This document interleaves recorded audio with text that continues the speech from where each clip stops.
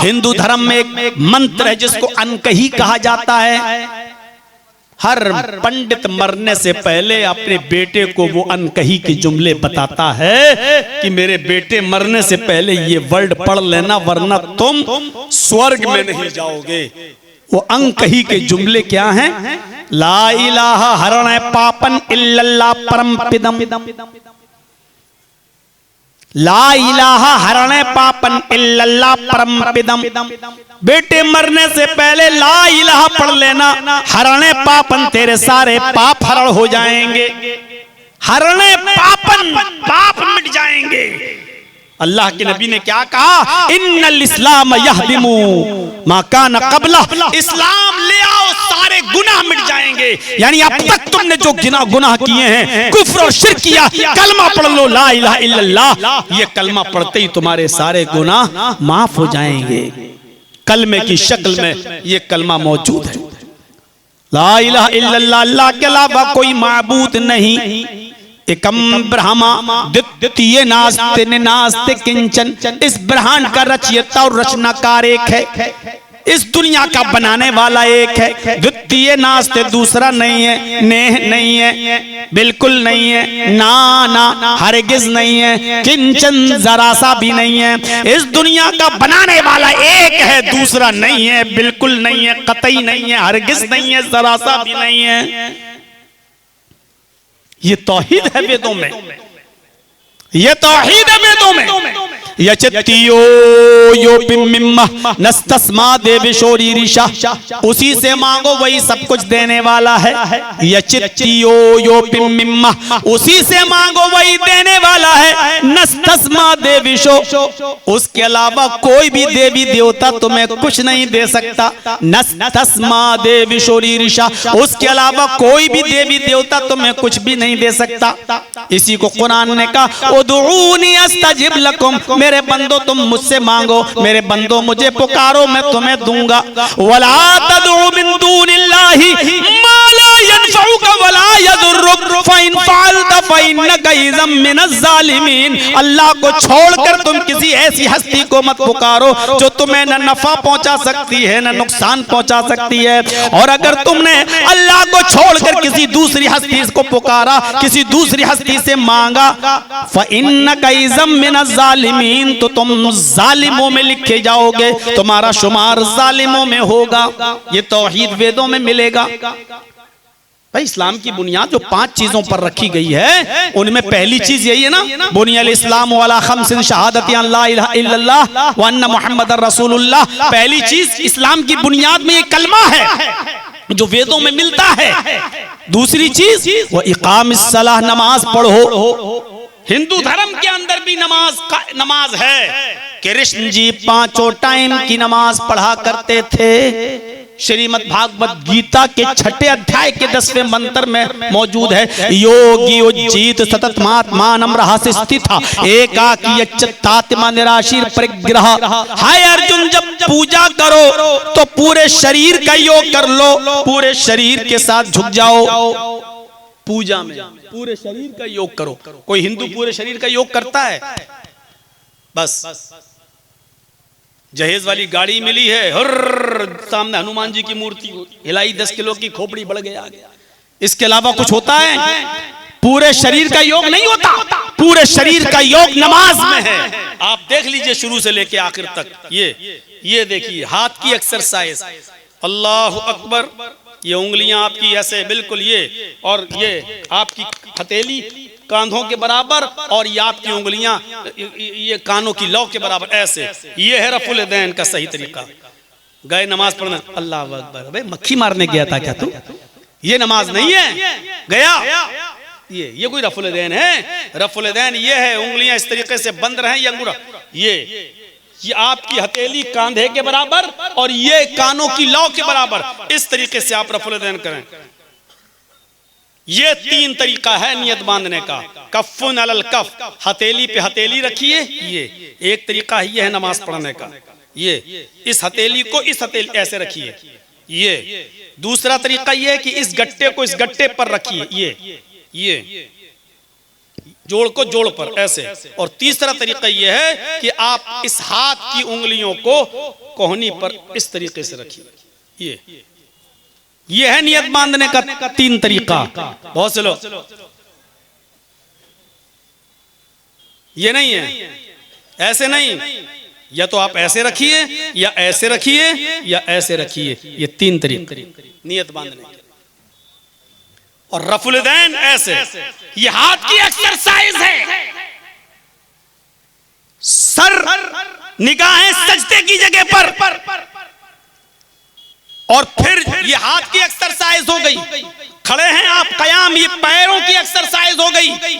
अब आप रुकू जब करेंगे तो आपकी उंगलियां खुली हुई होनी चाहिए, ये ऐसे, और ये घुटना आप इन हथेलियों से मजबूती से पकड़ेंगे, हाथ टाइट रहेंगे, पीठ की रीढ़ की हड्डी बिल्कुल सीधी रहेगी, कमर इतनी सीधी होनी चाहिए कि पानी का रखा हुआ बर्तन अगर आपकी पीठ पर रखा जाए तो गिरने ना पाए। ये रुकू जब आप करेंगे तो आपकी नसें खिंचेंगी, आपकी रीढ़ की हड्डी के कमर के दर्द की एक्सरसाइज होगी, कमर की एक्सरसाइज होगी, आपका मस्कुलर पेन खत्म होगा, आपकी रगें खुलेंगी। डॉक्टर आपके बाबा रामदेव ने कहा है, बाबा रामदेव ने अल फज़्लु मा शहिदत बिहिल आदा, फजीलत उसी को कहते कि दुश्मन भी जिसका एतराफ करे। का जो लोग 5 वक्त की नमाज पढ़ते हैं उनको किसी एक्सरसाइज की जरूरत नहीं, नमाज तो खुद एक्सरसाइज है। लेकिन रुकू वैसा ही होना चाहिए, ये नहीं अल्लाहु अकबर, सुभान रब्बिल अज़ीम, सुभान रब्बिल अज़ीम, सुभान समी अल्लाहु लिमन हमीदा, अल्लाहु अकबर, वो कौवे की चोंचों वाला नहीं।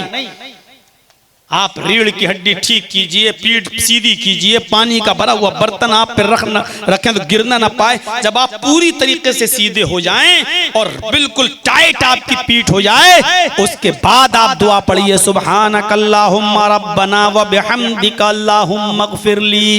ये है दुआ सबसे अफजल, सबसे आला, सबसे अरफा। ये दुआ है, इसको याद करो।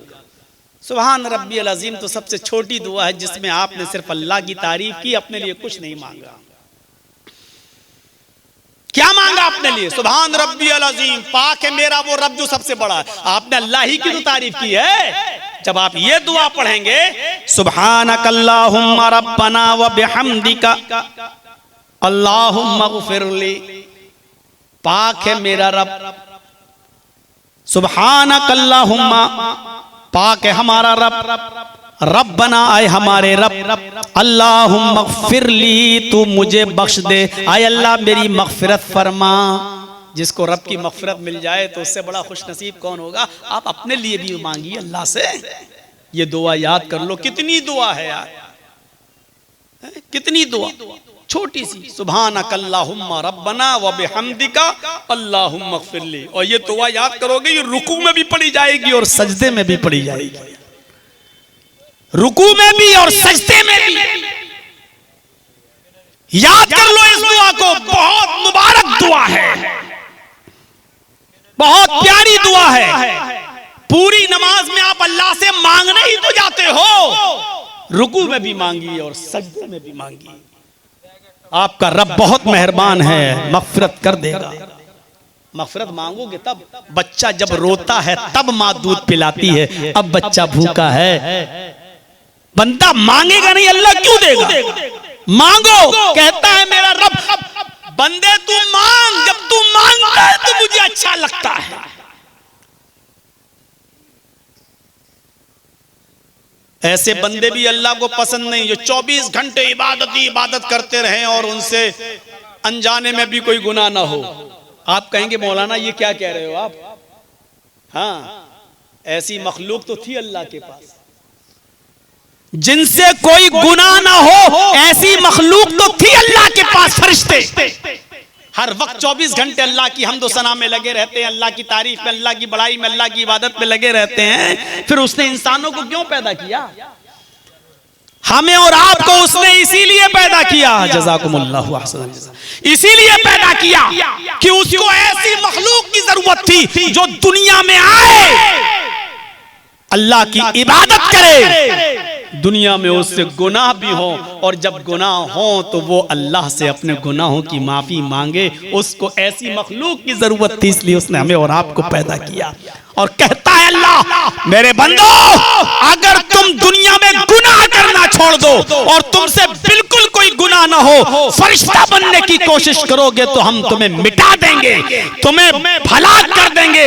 यस्तब्दिल कौमन गैरा कौमिन, हम तुम्हारी जगह पर दूसरी कौम ले आएंगे जो गुनाह करेगी और अल्लाह को पुकारेगी, अल्लाह से अपने गुनाह की माफी मांगेगी।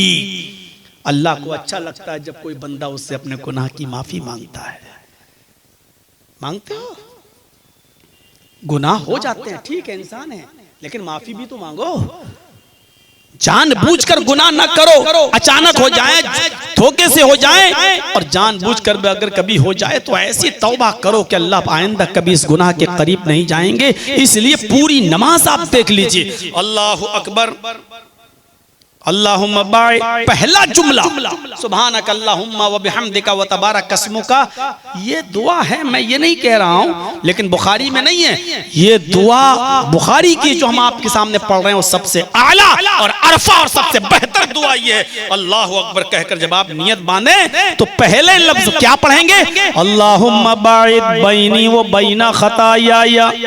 आए है, क्या जुमले हैं। आय अल्लाह, मेरे गुनाहों को, मेरी खताओं को तू दूर कर दे। कितना दूर?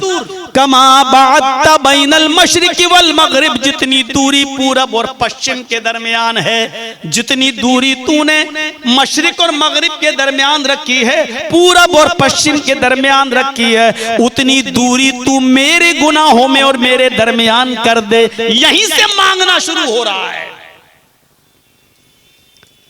फिर अल्लाह की तारीफ करने के बाद इहदिना सिरातल मुस्तकीम सिरातल लज़ीना अनअमता अलैहिम गैरिल मग़दूबि अलैहिम वलद्दाल्लीन।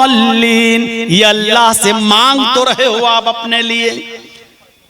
फिर रुकू में जाइए, सुब्हानक अल्लाहुम्मा रब्बना व बिहम्दिका अल्लाहुम्मा इग़फिरली, यहाँ पर भी मांगिए। समी अल्लाहु लिमन हमिदा रब्बना व लकल हम्द हम्दन कसीरन तय्यबन मुबारकन फी। अल्लाहु अकबर कहकर सजदे में जाइए तो फिर कहिए, क्या कहिए? सुब्हानक अल्लाहुम्मा रब्बना व बिहम्दिका अल्लाहुम्मा इग़फिरली। फिर अल्लाह से मग़फ़िरत मांगिए। फिर सजदे से उठिए, दूसरे सजदे में जाने से पहले फिर पढ़िए, फिर कहिए रब्बिग़फिरली रब्बिग़फिरली। 2 बार आपको कहना है रब्बिग़फिरली रब्बिग़फिरली। यही दोनों सजदों के बीच में पढ़ी जाने वाली सबसे अफजल और सबसे आला दुआ है, रब्बिग़फिरली रब्बिग़फिरली। माफ कीजिएगा, जो लोग ये दुआ पढ़ते हैं अल्लाहुम्मा इग़फिरली वरहमनी वहदनी वआफ़िनी वरज़ुक़नी, ये दुआ ज़ईफ़ हदीस से साबित है, ये सही हदीस से साबित नहीं है। मुस्लिम शरीफ की हदीस में ये दुआ लिखी है रब्बिग़फिरली रब्बिग़फिरली। आए मेरे रब मुझे बख्श दे, आए मेरे रब मुझे बख्श दे। हाँ, इस दुआ के बाद आप ये दुआ भी पढ़ सकते हो, अल्लाहुम्मा इग़फिरली वरहमनी वहदनी वआफ़िनी वरज़ुक़नी, क्योंकि मुस्लिम की हदीस में ये आया है कि अल्लाह के नबी इस दुआ को नमाज में पढ़ा करते थे। नमाज का लफ्ज आया है, दोनों सजदों के बीच का लफ्ज नहीं आया, लिहाजा दोनों सजदों का बीच भी नमाज का हिस्सा है। रब्बिग़फिरली पढ़ने के बाद आप ये दुआ भी पढ़ सकते हैं, अल्लाहुम्मा इग़फिरली वरहमनी वहदनी वआफ़िनी वरज़ुक़नी। फिर सजदा कीजिए, फिर मांगिए। पूरी नमाज में मांगा ही तो जाता है अल्लाह से। सलाम फेरने से पहले क्या मांग रहे हैं? अल्लाहुम्मा इन्नी ज़लमतु नफ्सी ज़ुल्मन कसीरा वला यग़फिरुज़्ज़ुनूबा इल्ला अंता फ़ग़फ़िरली मग़फ़िरतम मिन इंदिका वरहमनी इन्नका अंतल गफ़ूरुर रहीम।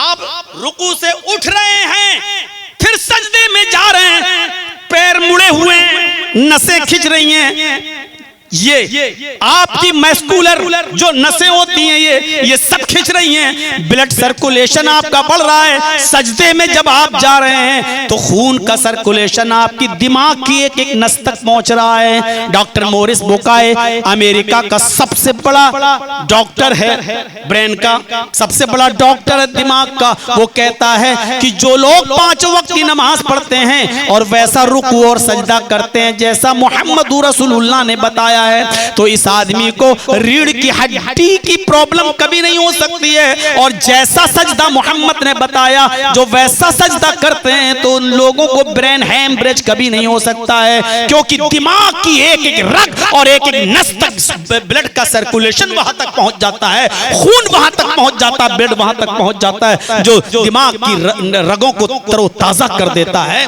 हम और आप खड़े हैं, ब्लड दौड़ रहा है, लेकिन दिमाग की नसों तक उतना नहीं पहुंच रहा है जितना पहुंचना चाहिए। एक आदमी दिन भर में 5 बार जब सजदा करता है और सुन्नतें पढ़ता तब सजदा करता है तो उसके खून का ब्लड सर्कुलेशन दिमाग तक पहुंचता है मेरे भाइयों। इसीलिए फरमाया मेरा बंदा सबसे ज्यादा मेरे करीब तब होता है जब वो सजदे में होता है, और सजदे में जब जाता है तो वो मेरे सबसे करीब होता है। मतलब ये है कि मेरे बंदो लंबा सजदा किया करो, क्योंकि जो आदमी जितना लंबा सजदा करेगा खून का ब्लड सर्कुलेशन उतना ही ज्यादा दिमाग तक पहुंचेगा और उसकी दिमाग की नसें उतनी ज्यादा तरोताजा होंगी। ये एक मौलवी तुम्हें बता रहा है जो काम डॉक्टरों का था, जो काम डॉक्टर्स का था वो एक मौलवी को करना पड़ रहा है। मेरे भाइयों, इससे ज्यादा आज हमारी बदनसीबी और क्या हो चुकी है। हम गौर करें और सोचें कि किस माहौल में हम और आप रह रहे हैं। तो नमाज पूरे शरीर का एक्सरसाइज, एकाकी निराशीर परिग्रह, एक अल्लाह के सामने खड़े हो जाओ। हाय अर्जुन, कृष्ण जी कह रहे हैं हाय अर्जुन, एक अल्लाह के सामने खड़े हो जाओ। यच्चत्तात्मा, अपनी आत्मा को उसी की तरफ लगा दो। यच्चत्तात्मा निराशीर, सबसे निराश हो जाओ। परिग्रह, लेकिन ऊपर वाले से निराश मत होना। पंचम समय कर्तव्यति हम स्वयं कर्तव्य मृगचरम भवत। हाय अर्जुन, 5 समय ये पूजा करना। कृष्ण जी अर्जुन से कह रहे हैं 5 वक्त ये पूजा करना। मैं खुद 5 टाइम करता हूं। मृगचरम, अगर धरती पाक न मिले, अगर धरती अपवित्र हो, जमीन नापाक हो, तो मृग मानी हिरन और चर्म मानी चमड़ा। मृगचरम, हिरन की खाल को बिछा लेना और उस पर सजदा करना, उस पर नमाज पढ़ना। हिरन की खाल की जाए नमाज बना लेना। यानी बहुत से जानवर हमारे हिंदू भाइयों के यहाँ पर भी हलाल हैं। अब उस तरफ नहीं जाएंगे, आपकी गवर्नमेंट बदल चुकी है। मैं जानता हूं लौट फिर के वही आए हैं, लेकिन अब बहुत से पावर और छीन लिए गए हैं, कमजोर कर दिया गया है। इसलिए मेरे प्यारे साथियों, जितना खुलकर पहले बोला जा सकता था, अब तो हम लोगों की भी कमजोरी हो चुकी है। हम लोग भी थोड़ा सा निराश हैं, मायूस हैं, परेशान हैं। आप लोगों के यहाँ जो रिजल्ट आया है उससे हम यूपी वालों को बहुत अब डर महसूस होने लगा है, खतरे महसूस होने लगे हैं, और होना भी चाहिए, क्योंकि ये संकेत था, क्योंकि उनको हर हाल में बिहार जीतना था और जीत गए। और यहीं से ये मैसेज देना था कि अभी यूपी भी हमारा है और पूरा हिंदुस्तान हमारा है, वो अपने मकसद में कामयाब हैं। तो मेरे भाइयों, नमाज भी दूसरे नंबर पे आती है और ये भी हिंदू धर्म के अंदर है। यहाँ तीसरी चीज ज़कात दो, तो वहां हिंदू धर्म में भी तीसरी चीज बताई गई, दानम दीक्षिता, दान दो। हिंदू धर्म में भी दान है। हमारे यहाँ चौथी चीज, रमजान के रोजे रखो। हिंदू धर्म में भी व्रतधारी, व्रत, उपवास, फास्ट। हाँ, हमारे और हिंदू धर्म के रोजे में थोड़ा नहीं, बहुत बड़ा फर्क है। हमारे रोजे ये है कि सुबह मगरिब, सुबह फजर से पहले, सुबह सादिक से पहले आपको सहरी कर लेनी है, और सुबह सादिक के बाद कुछ नहीं खाना है, न पीना है, और शाम को सूरज के गुरूब होने तक आप कुछ नहीं खा सकते हो, कुछ नहीं पी सकते हो। लेकिन हिंदू धर्म में भी व्रत है, हर मंगल का रोजा है, उपवास रख लो। लेकिन हिंदू धर्म में यह है कि आप अन्न नहीं खा सकते, बस दाना, अनाज, गल्ला, जैसे गेहूं की रोटी, चावल, ये नहीं खा सकते हैं आप। और फल फ्रूट सब खा सकते हो, सेब खा सकते हो, अनार खा सकते हो, केला खा सकते हो, चीकू खा सकते हो, नारियल और पानी पी सकते हो, जूस पी सकते हो, सब। मैंने कभी बहुत से हिंदू भाई जब कभी ट्रेनों में सफर करते हैं, मैंने किसी से कहा था कि अगर ऐसे रोजे हमारे यहाँ हो जाएं तो हम तो 12 महीने रख लें। तो वो दो थे बेचारे, बिगड़ के कहने लगे, कहना आसान होता है, हम लोगों से पूछो ये भी नहीं रख पाते। ऐसे रोजे हम लोगों में हो जाएं तो आसान। हमने कहा ये मुसलमान बैठा हुआ है जो रोजे के महीने में भी रोजा नहीं रखा हुआ है ट्रेन में, अब इससे पूछ लो कि अगर इतनी चीज की इजाजत हो जाए हमारे यहाँ सेब केला पपीता खाने की, तो हम 12 महीने रख लेंगे कि नहीं रख लेंगे। तो वो हमसे कहने लगा वो मुसलमान, मौलाना साहब क्या हिंदू भाइयों में इतनी छूट है, केला खा सकते सेब खा सकते? मैंने कहा हाँ इजाजत है, जूस पी सकते, फ्रूटी वूटी सब पी सकते हो, कि इतनी परमिशन है? कहने लगा हाँ। मैंने कहा अच्छा ये बताओ इतनी परमिशन हमें मिल जाए तो हम लोग 12 महीने रख लेंगे कि नहीं रख लेंगे? वो बोलता अरे ये तो बहुत हो गया, हमें तो सिर्फ बीच में 12-1 बजे एक बीड़ी सिगरेट पीने का मौका मिल जाए तो हम 12 महीने रख लेंगे। सीधे बोला हम बीड़ी हमसे नहीं छूटती। उसने सब चौपट कर दिया कमीने ने। इतनी मेहनत से हम समझा रहे थे उसको, उसने कहा कि सिर्फ एक बीड़ी पीने का मौका मिल जाए, 12-1 बजे आप लोग इंटरवेल कर दिया करो, 5 मिनट के लिए बीड़ी सिगरेट पीने की छूट मिल जाए, हम 12 महीने रख लेंगे।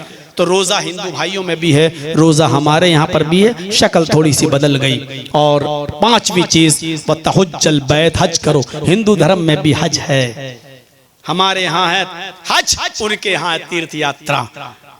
वो भी गंगा जाते हैं, हम लोग भी ऐसे शहर में जाते हैं जहां जमजम है, हम लोग जमजम लाते हैं, वो गंगा जल लाते हैं। हम लोग भी बिना सिला हुआ कपड़ा हालत एहराम में पहनते हैं, वो लोग भी बिना सिला हुआ कपड़ा पहनते हैं। हमारे यहाँ पर भी कुछ पाबंदियां हैं, उनके यहाँ पर भी कुछ पाबंदियां हैं। तीर्थ यात्रा कर्तव्य, गंगा जलेश भवत, किसी पवित्र शहर की तरफ तीर्थ यात्रा करो जहां गंगा का पवित्र जल मौजूद हो। हम लोग भी मक्का जाते हैं, पवित्र शहर जाते हैं, और ऐसे शहर में जाते हैं जहां जमजम का पानी, आबे जमजम मौजूद है। लिहाजा इतनी मुमासिलत और इतनी चीजें हमारे हिंदू भाइयों में भी पाई जाती हैं। जब मैं आया था तो अच्छी खासी भीड़ थी, और अब इतनी जल्दी टाइम मिलने के बाद भी आप लोगों में आधे से ज्यादा लोग चले जाएं, तो इसका मतलब यह है कि लोग अभी भी सिर्फ जर्जी साहब को देखने आते हैं, सुनने नहीं आते। या फिर मेले में चूड़ियां खरीदने आती हैं हमारी माँ बहनें, और जलेबियां खरीद के चली जाती हैं अपने बच्चों को लेकर। इस आदमी ने बड़ी मेहनत की है, शीश मोहम्मद ने।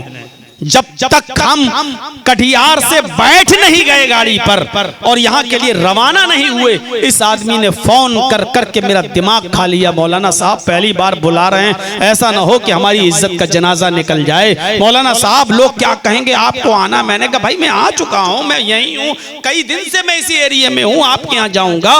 बड़ी मेहनत से इस आदमी ने प्रोग्राम लिया। मदरसा चलाता है, मदरसा चलाना कितना कितना मुश्किल काम है, शायद हमें और आपको उसका अंदाजा नहीं है। मुझ जैसा मशहूर आदमी, मुझ जैसा मशहूर आदमी जो चाहे तो बड़ी आसानी से मदरसा चला सकता है, चाहे तो पूरे हिंदुस्तान में अपने ताल्लुकात की बुनियाद पर हजारों अमीरों दौलतमंद लोगों से पैसा लेकर चंदा लेकर मदरसा में चला सकता हूं। लेकिन मैंने इटावा में एक मदरसा खोला था, यकीन मानिए 2 साल के बाद हमारी हिम्मत जवाब दे गई। ताने नहीं सुन पाए। किसी ने कहा अरे चलाते हैं तो इतना खा जाते होंगे, इतना चंदा होता होगा, इतना खा जाते होंगे, ये कर जाते होंगे। मैंने भैया मेरे लिए तकरीर वाली जिंदगी बेहतर है। मदरसा मैंने छोड़ दिया, बंद कर दिया। इतना मुश्किल काम है मदरसा चलाना कि मौलाना जर्जीस जैसा आदमी भी मदरसा नहीं चला सका, बंद कर दिया। ये लोग बड़े हिम्मत वाले हैं। मेरे भाइयों कितना सब्र करना पड़ता है। यूपी में मदरसों पर बुलडोजर चल रहे हैं, आज ही हालत हो चुकी है। अगर आप भी मदरसों को मेरे भाइयों ताउन नहीं करेंगे तो आपके बिहार में भी अब वही नंबर आने वाला है, बंगाल में भी वही फार्मूला आजमाया जाने वाला है। जहां जहां बीजेपी की गवर्नमेंट है वहां मदरसों का क्या हाल है ये हमें और आपको अच्छी तरीके से मालूम है। इन मदरसों की हिफाजत कर लो मेरे भाइयों। 1:40 हो चुके हैं, 20 मिनट मैं स्टेज पे रहूंगा। 2 बजे तक आपसे मेरी सिर्फ इतनी सी गुजारिश है कि आप मेरे हाथ पर इस इदारे के लिए ताउन करें, ताकि मुझे लगे कि आप आज भी हमसे मोहब्बत करते हैं और मेरी बात मानते हैं। मैं ये भी इस इदारे के लिए मांग रहा हूं, अगर इस्लाम में हाथ जोड़ना जायज होता तो मैं आपके हाथ जोड़ लेता और अपना दामन फैला देता कि इस इदारे के लिए कुछ दीजिए। लिहाजा मेरी तकरीर बस यहीं पर खत्म होती है। अब 15 मिनट 20 मिनट बैठकर मैं इस इदारे के लिए आपके पास बैठूंगा और आपसे इस इदारे के लिए ज्यादा से ज्यादा ताउन मांगूंगा। लाइए मेरे हाथ पर देते जाइए और मुसाफा भी करते जाइए। अल्लाह ताला आपको इसका अजर अजीम अता फरमाए। इलाहुल आलमीन इस्लाम की मोहब्बत हमारे दिलों में पैदा फरमा दे। अल्लाह रब्बुल आलमीन जब तक तो हमें जिंदा रख, इस्लाम पे जिंदा रखना और